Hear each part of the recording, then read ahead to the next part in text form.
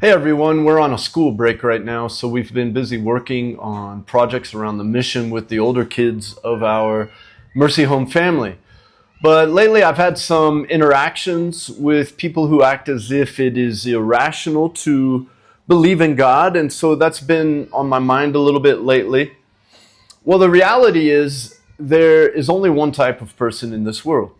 Every human being, regardless of background, belief, or behavior, every human being is God's creature living in God's world.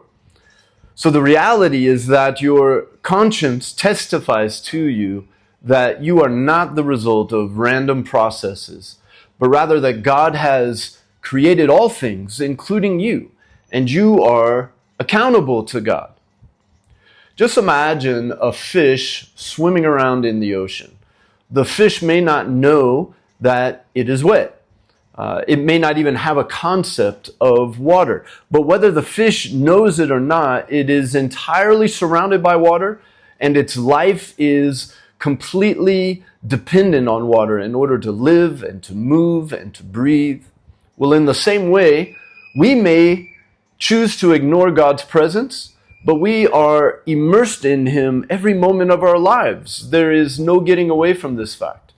And so even if we deny that God exists, we cannot escape the fact that we breathe His air and we walk His earth.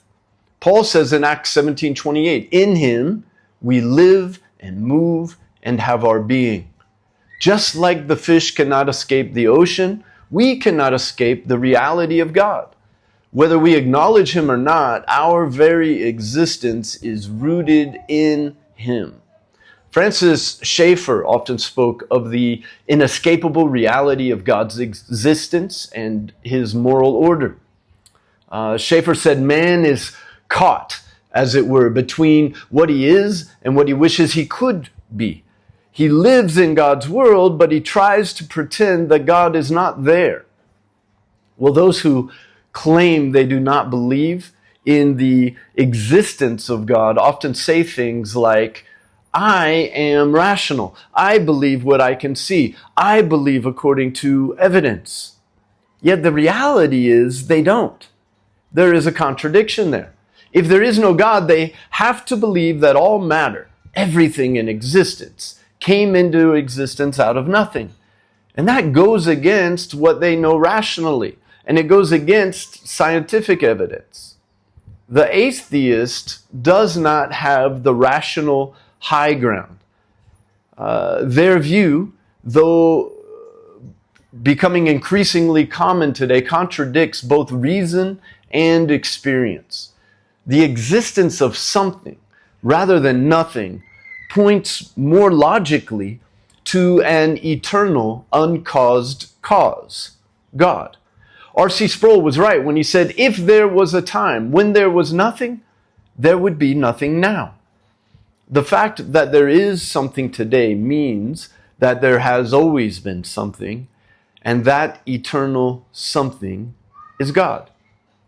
What I find among many atheists that I've spoken to is that they often have bad experiences with religious people, which causes them to feel anger and bitterness and frustration towards religion and towards God. However, their feelings do not change the fact that their conscience testifies to them that there is a God and that they are God's creatures living in God's world. And they cannot escape that reality, no matter how much they try to suppress that truth. Morality is not something that we create. It is something that God defines. And though sin distorts our understanding, right and wrong are fixed in the character of God.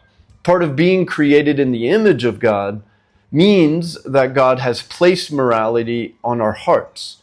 Our consciences tell us that there is a distinction between right and wrong. Right and wrong really do exist, though we cannot understand it perfectly.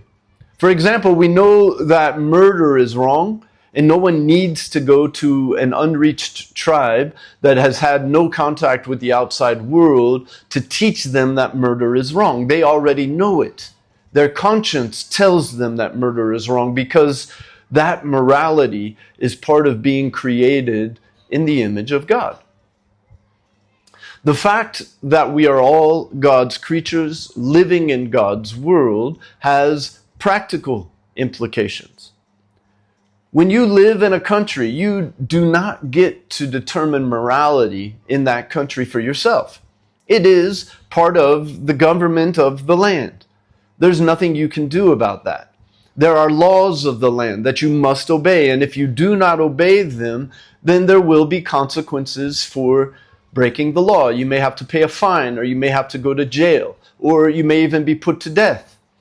South Sudan became an independent country in 2011, and if you were to go there today and break one of their laws, and you were brought before a judge, if you were to tell that judge, look, I do not recognize the government of South Sudan. I do not recognize that South Sudan is an independent country and has a right to form their own laws. That would not change the fact that you are in South Sudan, and South Sudan is an independent country, and it has its own government, and it has its own laws. And you have broken those laws, and you will still face the consequences for breaking them, even if you do not recognize that South Sudan is an independent country.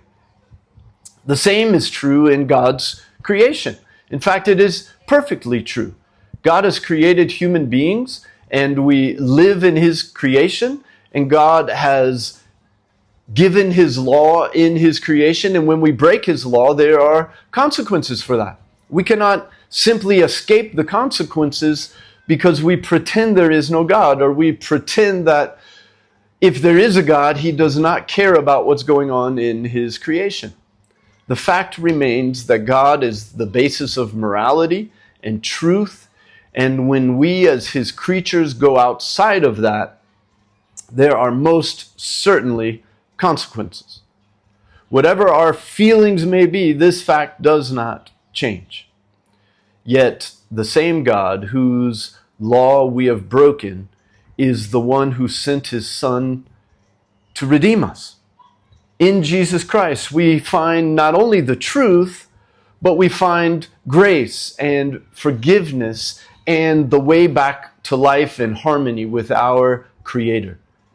The one who fights against this reality will never find peace. The peace that we all seek can only be found in right relationship with God, which is only made possible by the work of Jesus Christ on the cross and is applied to the believer by the Spirit.